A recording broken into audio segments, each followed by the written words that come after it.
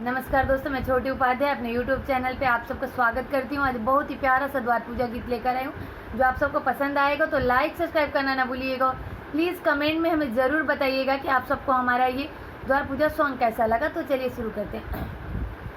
आपन खोरिया महाराए रामबिलास पापा, आपन खोरिया महाराए रामबिलास पापा, अवतारे दुलाहादा मादये पापा, अवतारे दुलाहादा मादये पापा, आपन खोरिया महाराए कवन चाचा, अवतारे दुलाहादा मादये चाचा,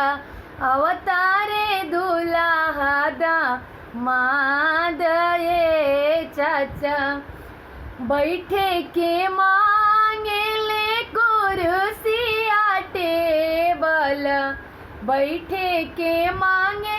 दुल्हा कुर्सिया टेबल, लड़ने के मांगे माए दान ये पापा, लड़ने के मांगे माए दान ये पापा,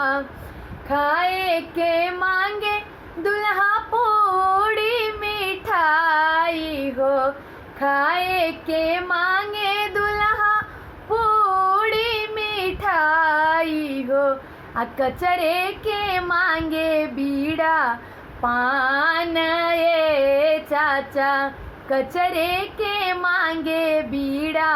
पान ये चाचा, आपन खोरिया बाहर अनीस भैया, आपन खोरिया बाहर दुर्गेश भैया, आपन खोरिया बाहर नीरज भैया, अवतारे दुलाहादा मादये भैया,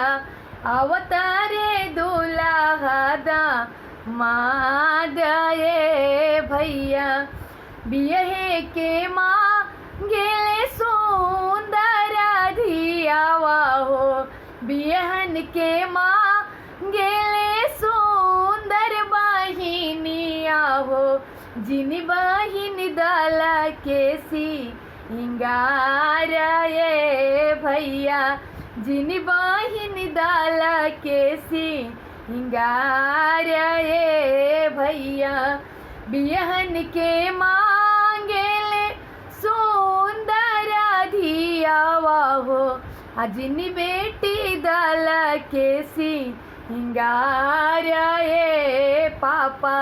जिन बेटी दला के सिंगार ये पापा, आपन खोरिया